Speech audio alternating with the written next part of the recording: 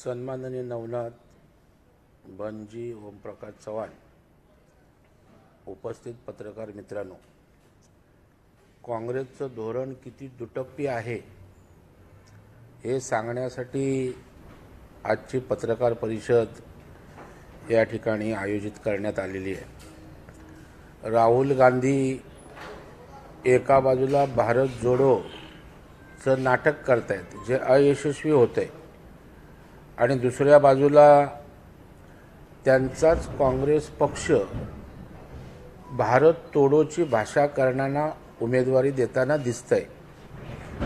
आपण बघाल अकोला विधानसभेच्या पोटनिवडणुकीमध्ये साजिद खान पठाण याला काँग्रेसनं उमेदवारी दिलेली आहे आणि याच्यावर 16 वेगवेगळ्या प्रकारचे गुन्हे दाखल करण्यात आलेले आहेत। मागच्या ॲफिडेव्हिटमध्ये 8 गुन्हे त्याच्यावर होते, म्हणजे 8चे डबल 16 झाले आणि त्याच्यामुळे काँग्रेस हा भारत जोडो नाही तर भारत तोडोना डोक्यावर घेणारा पक्ष झालेला आहे। काँग्रेस का हात दंगेबाज के साथ अशा प्रकारची भूमिका या ठिकाणी काँग्रेसची दिसते आणि गुन्हेगारांना पाठीशी घातलं जातंय। गुन्हेगार टिकवा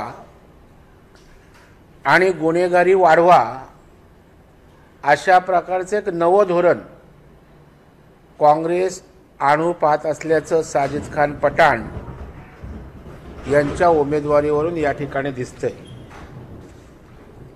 अकोल्यामध्ये जी दंगल झाली होती त्या दंगलीमधला मुख्य आरोपी साजिद खान पठाण आहे। म्हणजे रामदास पोलीस ठाण्यामध्ये कमर्शियल क्वांटिटीमध्ये गांजा स्वतःजवळ बाळगणे विकणे यासाठी कलम 20B NDPS ॲक्ट खाली त्याच्यावर गुन्हा दाखल झाला आहे। कोतवाली पोलीस ठाण्यामध्ये त्याच्यावर दंगल घडवणे, घातक शस्त्रांचा वापर करणे, बेकायदेशीर जमावाला एकत्रित करून हिंसा घडवणे,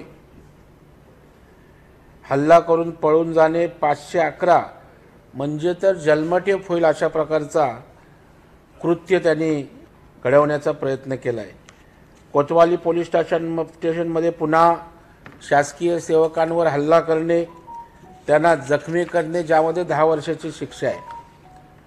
पुन्हा कलम 143, 47, 48, 49 अशा प्रकारचे डकैती, खंडणी, सार्वजनिक मालमत्तेचं नुकसान, घातक शस्त्रांचा वापर असे भयंकर गुन्हेगारीचे कलम त्यांच्यावर त्या ठिकाणी लागलेत। खदान पोलीस स्टेशन ठाण्यामध्ये सुद्धा अशाच प्रकारे गुन्हेगारी स्वरूपाचे त्यांच्यावर मोठे गंभीर गुन्हे आहेत। कोतवाली पोलीस स्टेशनमध्ये पुन्हा सगळे पुढचे कोतवाली पोलीस स्टेशनला जवळपास 16 एकत्रित गुन्हे या ठिकाणी या साजिद खान पठाणवर झालेले आहेत आणि त्याच्यामुळे काँग्रेसचं असली स्वरूप भारत जोडो या ठिकाणी बोलायचं आणि भारत तोडोची भाषा करणाऱ्यांना अधिकृत काँग्रेसची उमेदवारी द्यायची, यावरून काँग्रेसचं खरं स्वरूप महाराष्ट्रातील जनतेसमोर प्रकर्षानं येतंय।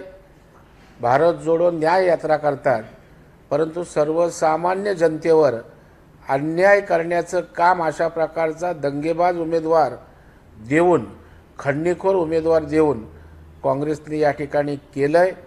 निश्चितपणे तुम्ही उमेदवारी दिलीत, परंतु जनतेच्या न्यायालयामध्ये या ठिकाणी त्या उमेदवाराला त्याची जागा दाखवण्याचं काम अकोल्याची जनता निश्चितपणे करेल आणि काँग्रेसला थोडी लाज शरम काही उरली असेल तर त्यांनी अशा दंगेबाज, खंडणीखोर, गुन्हेगारी अगदी जन्मठेप 10-10 वर्षाची सजा भोगू शकणारी कलम असणाऱ्या उमेदवाराची उमेदवारी मागे घेईल का आणि जनतेच्या न्यायालयात जाईल का, अशा प्रकारचा या ठिकाणी माझा काँग्रेसला सवाल आहे.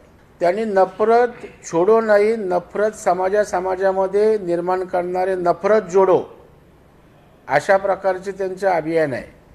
आणि त्याच्यामुळं जो खंडणीखोर आहे, ज्याने त्या ठिकाणी ज्याच्यावर 16 गुन्हे आहेत, तो काही समाजामध्ये सौहार्दाचं वातावरण करणार आहे का? तो समाजामध्ये नफरत घालवून अगदी स्नेहाचं वातावरण निर्माण करणार आहे.